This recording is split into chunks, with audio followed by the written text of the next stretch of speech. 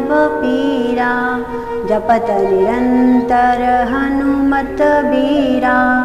जय श्री राम, जय श्री हनुमान। आइए श्री राम कथा में प्रवेश करते हैं। काकभूषण जी महाराज कहते हैं कि रावण नित्य नियम से पूजन अर्चन करने के पश्चात ही अपने दरबार में जाया करता था। रावण महादेव का परम भक्त था। रावण के पिता ऋषि विशर्वा ब्राह्मण थे और माता केकसी राक्षस कुल से थी। रावण के अंदर दोनों के ही गुण विद्यमान थे। वह बड़ा दुराचारी था, पर साथ में वह धर्मात्मा भी था।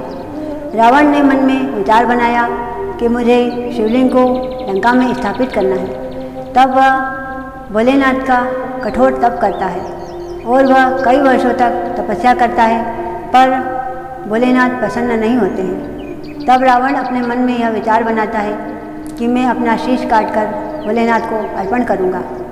तब वह अपना शीश काटता है और भोलेनाथ की कृपा से वह शीश पुनः आकर जुड़ जाता है। तब वह फिर अपना शीश काटता है और पुनः शीश आकर जुड़ जाता है। इस प्रकार वह अपने 9 बार शीश को काटता है और वह 10वीं बार जब काटने वाला होता है तो भोलेनाथ प्रसन्न होकर उसके सम्मुख प्रकट हो जाते हैं और वह पूछते हैं कि रावण क्या चाहते हो? मैं तुमसे प्रसन्न हूँ, मांगो। तब रावण कहता है कि प्रभु, यदि आप मुझसे प्रसन्न हैं तो मुझे आप अपना शिवलिंग प्रदान कीजिए, मैं उसे लंका में ले जाकर स्थापित करूँगा। तब महादेव कहते हैं कि रावण, मैं तुमसे अति प्रसन्न हूँ। तुमने इस प्रकार अपने शीश को काट काट कर मुझे अर्पण किया है, तो मैं आज से तुम्हारा नाम दशानन रखता हूँ और मैं तुम्हें शिवलिंग प्रदान करता हूँ।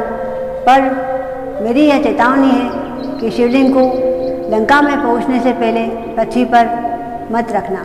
यदि तुमने इसे पृथ्वी पर रख दिया तो यह वहीं स्थापित हो जाएगा। तब महादेव अपने शिवलिंग को प्रकट करते हैं और रावण को सौंप देते हैं। रावण कहता है, प्रभु आपकी जैसी आज्ञा, आपने जैसा कहा है मैं वैसा ही करूँगा। रावण शिवलिंग को लेकर वहाँ से प्रस्थान करता है।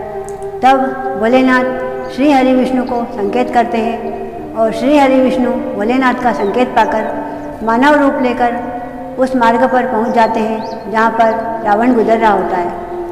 तब श्री हरि विष्णु की माया से रावण को लघु शंका लगती है और वह विचलित हो जाता है। वह मानव को देखकर कहता है कि कुछ समय के लिए यहाँ रुको और यह शिवलिंग अपने हाथ में थाम लो और मेरे आने तक इसे पृथ्वी पर मत रखना, मैं शीघ्रता से निवृत्त होकर आता हूँ। तब रावण वहाँ से जाता है और श्री हरि विष्णु पीछे से पृथ्वी पर शिवलिंग को रख देते हैं और अदृश्य हो जाते हैं। जब रावण लौटकर आता है तो वह शिवलिंग को पृथ्वी पर पाता है और मानव को अदृश्य पाता है। तब वह शिवलिंग को उठाने का अत्यधिक प्रयास करता है, पर वह शिवलिंग को नहीं उठा पाता है।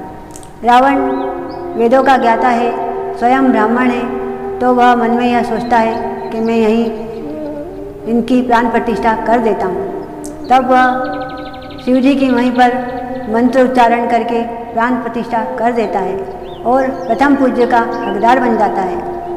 आज भी वह शिवलिंग वैद्यनाथ धाम के नाम से झारखंड के देवधर में स्थित है।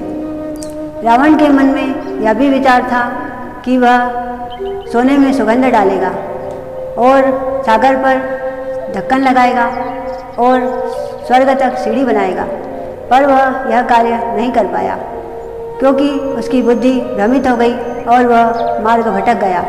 उसने सीता हरण करने जैसा घोर पाप कर दिया और पतन का मार्ग चुन लिया। रावण रोज की भांति पूजा कक्ष से निकलता है और तभी सामने प्रहरी आते हैं और वह कहते हैं कि गुप्तचर सूचना लाए हैं कि श्री राम प्रभु अपनी सेना के साथ सागर तट पर पहुंच गए हैं। तब वह क्रोध में कहता है कि उसे श्री राम मत कहो, राम कहो। फिर वह कहता है कि सागर तट पर ही पहुँचे हैं, उनके सामने विशाल सागर है और उन्हें उसको पार करना असंभव है।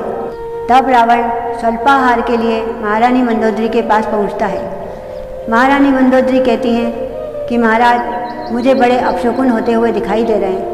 तब रावण कहता है कि महारानी मंदोदरी अपशकुन रावण से बिना पूछे लंका में प्रवेश नहीं कर सकता है, और तुम्हें कैसे अपशकुन हो रहे हैं। तब महारानी मंदोदरी बताती है कि महाराज, जब मैं पूजा करने बैठती हूँ तो मेरा ध्यान नहीं लगता है, जब मैं मंत्र उच्चारण करती हूँ तो मेरे मंत्र गलत हो जाते हैं, यज्ञ करती हूँ तो उसमें से सुगंध की जगह दुर्गंध निकलती है।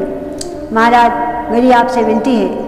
तब रावण कहता है कि नारियों का तो स्वभाव ही होता है, वह छोटी छोटी बात पर डर जाती है। तब रावण क्रोधित हो जाता है और स्वल्पाहार को त्याग कर वहाँ से चला जाता है। बोलिए श्री रामचंद्र भगवान की जय, हनुमान जी महाराज की जय। जय श्री राम।